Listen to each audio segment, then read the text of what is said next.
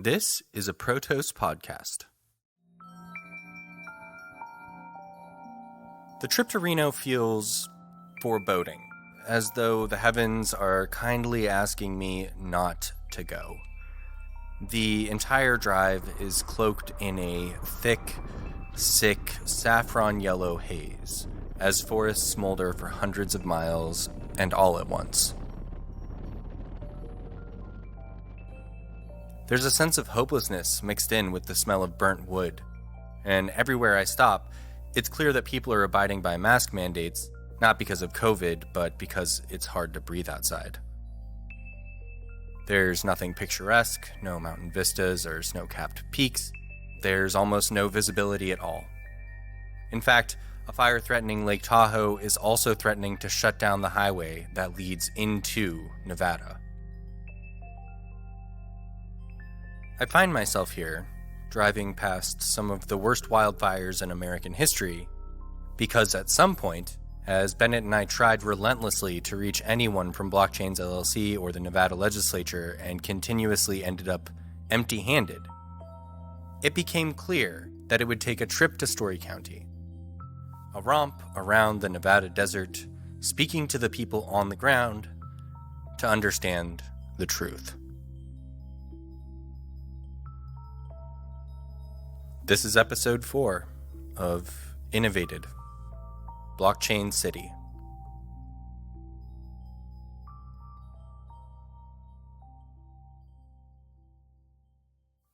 Reno ultimately isn't the final destination.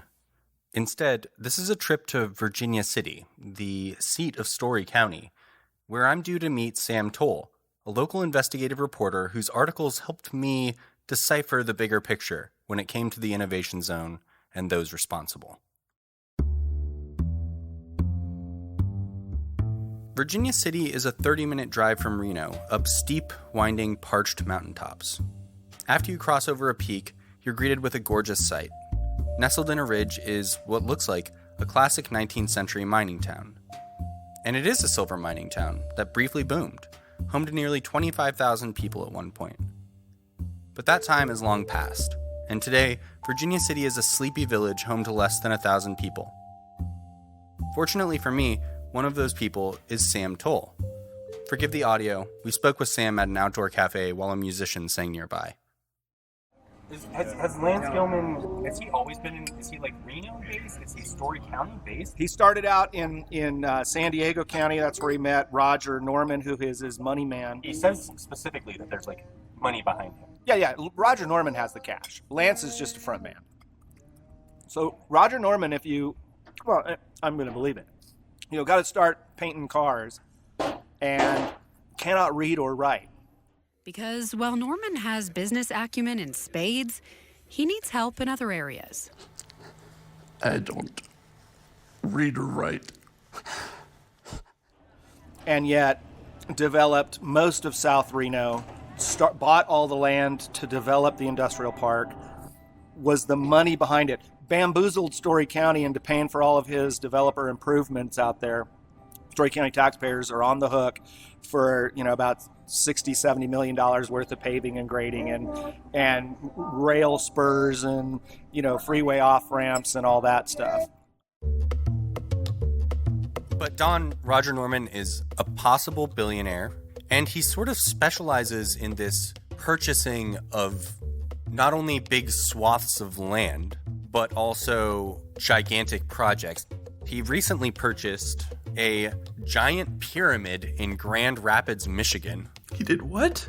It's a 600,000 square foot structure. So this is obviously his next huge project that he's taking on. But this is kind of par for the course for him. He has purchased massive mansions in Florida for flipping purposes. He's bought and sold giant businesses out in San Diego repeatedly. And it seems like his home base is the Reno Sparks area.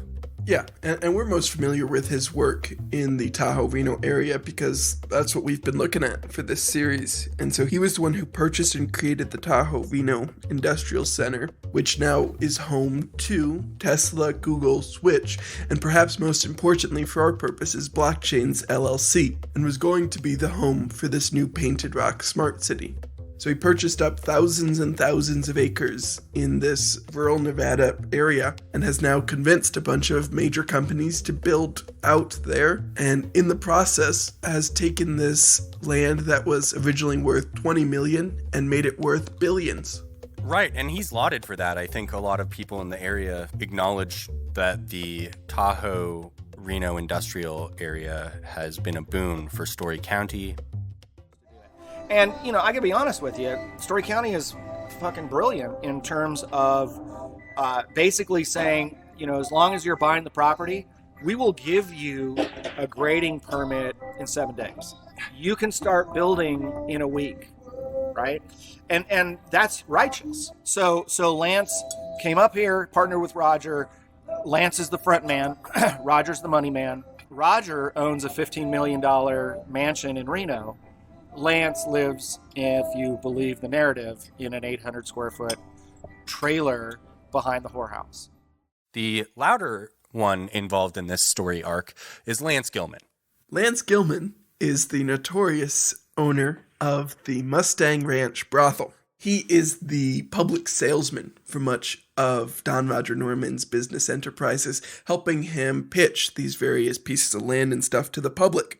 Lance Gilman supposedly lives at the Mustang Ranch with several of his other employees and is an elected county commissioner for Storey County, which he's only able to do because he supposedly lives at the Mustang Ranch, a fact he does not love being widely reported.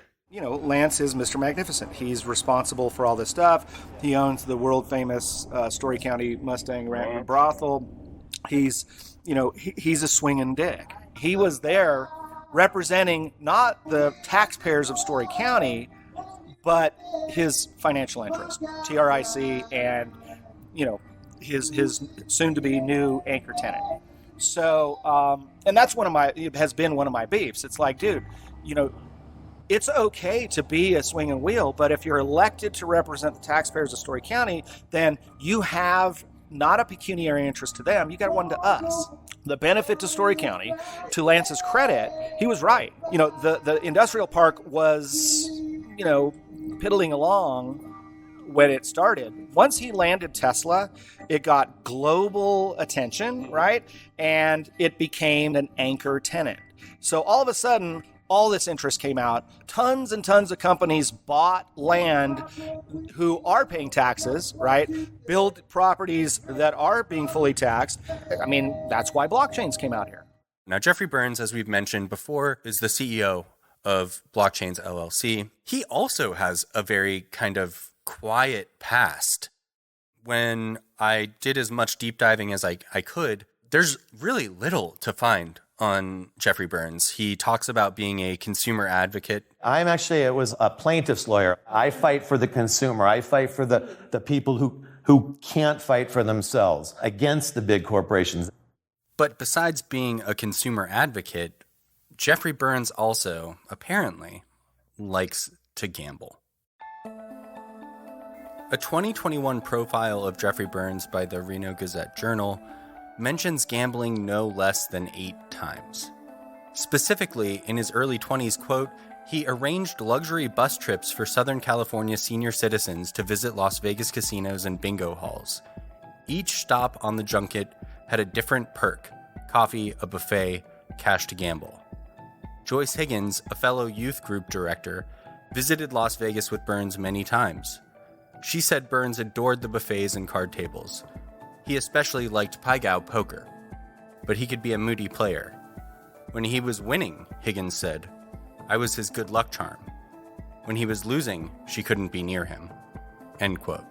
He definitely made most of his money just buying Ethereum early. So he becomes a multimillionaire from doing that. But then it looks as though he's spent a lot of his money on Blockchains LLC, which has essentially accomplished Not very much. But what we do know is his most recent history, which is a little troubling. Allegedly, Jeffrey Burns and his wife hired this young woman to be a live-in nanny and also assist with certain things related to Blockchains LLC. And because of that, she was on the Blockchains LLC payroll.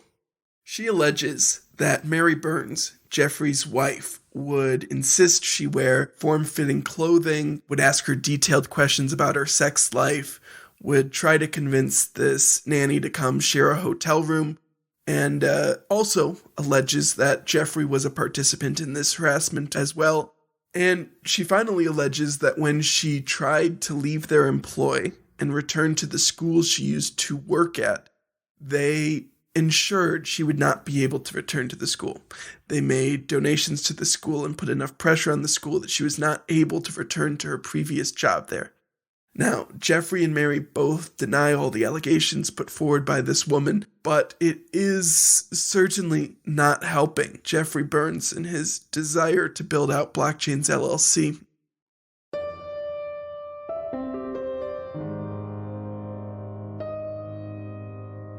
A guy named Frederick Bastiat in the 1840s, wrote an interesting essay about the seen and the unseen, right? Politicians will bamboozle you or will foist something upon you with the seen, what the apparent benefits of whatever they're talking about is, but often it's the unseen, the ramifications of their actions that nobody could have foreseen, that ultimately decide whether or not it was a good idea or not.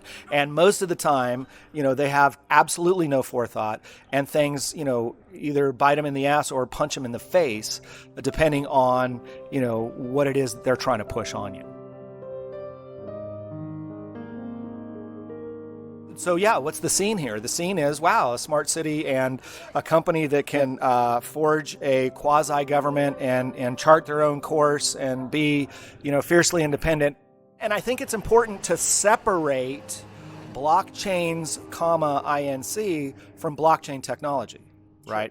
Because, blockchains, what the fuck's their product? What are they selling? What's their revenue stream? How are they making money? Again, remind me, because I don't see anything that they're selling that generates revenue. What Jeffrey Burns proposed when he started his company was that it would be a blockchain technology incubation center, right? Where they would gather companies that wanted to develop this technology and flesh it out into its potential, whatever that is. I think that's fascinating. The state of Nevada is going to have another meeting on how they should proceed. To give folks who are listening a little bit of the history, so this all came as a bombshell during Nevada's 2021 legislative session. Nevada conducts business every 2 years, thank God, because anytime the legislature's in session, you got to watch your wallet and your liberty. But there was a bill that was proposed. Legislators decided it wasn't a good idea, but the governor, because he's got such a hard-on for this, said, oh, well, okay, but let's hold some hearings and have some meetings and get this to a point where we could hold a special session in 2022 and pass some sort of legislation that creates this quasi-legal entity, which I suspect is going to happen. And because the governor is so into it. Right. And why is he into it? I don't know. Could it be that Jeffrey Burns has, bought him a yacht or created some sort of financial incentive for him to? I have no idea. I can't make that statement because I don't know. But why is he?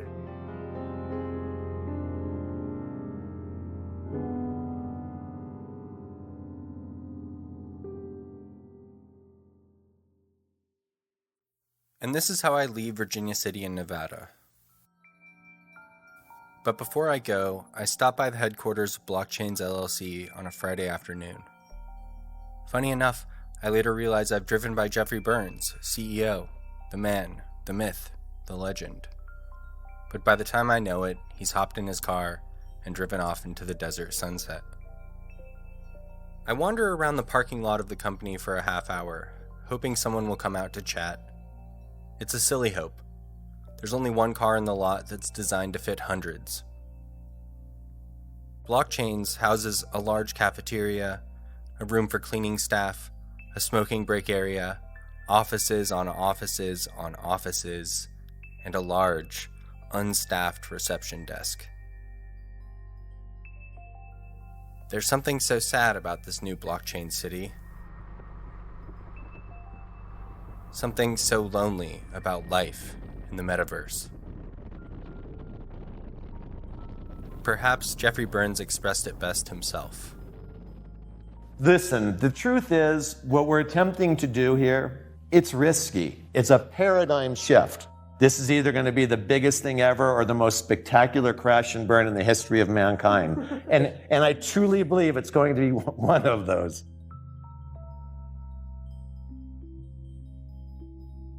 Join us soon for the final episode of Innovated, Blockchain City.